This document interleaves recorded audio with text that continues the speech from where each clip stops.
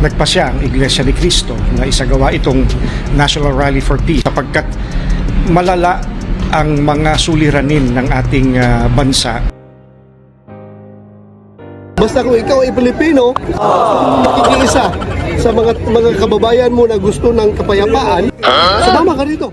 Ano to? Politically motivated or what? Yun nga, nagkaroon ng prayer rally for peace itong mga INC members. Ngayon ang question ng mga anti-Duterte at iba pang panig is politically motivated ba itong prayer rally na ito? Supposed to be prayer rally for peace. Kasi if we follow the common sense, kasi right now people don't follow common sense anymore. Si Senator Bato nandun pa at siya mismo nagsabi nandiyan lang siya for prayer rally, blah blah blah. It has nothing to do with politics. Pero the fact na nandun siya is a politics in itself. Hindi pa ako pumunta dito para magpa-endorse or mamumulitika. Pumunta ako dito para ipakita ko yung pakikiisa ko sa ating mga kababayan. Ang dating Pangulong Duterte pinatawag ng Quadcom.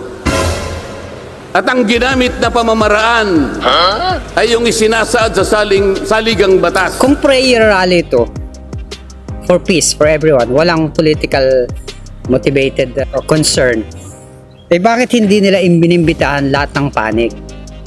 So kasi karamihang mga umattend na mga personalities, sila Senator Bato, mga pro-Duterte, bakit hindi nila inimbitahan yung mga pro-administration at iba pang mga presence itself?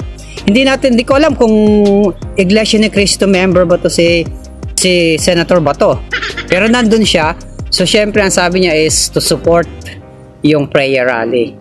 So ba't hindi siya nag-invite ng sa kabilang panig para masabi natin parang para sa for peace? Kasi the fact na prayer rally in support of Sara Duterte. Tinawag po nila ang pangalawang Pangulo.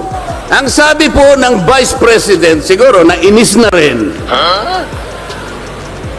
I forgo my opportunity to defend this 2025 budget.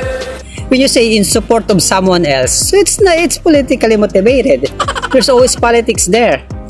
So dapat it's a prayer rally for everyone in the politics in the Philippines for peace and harmony. Dapat ganun eh.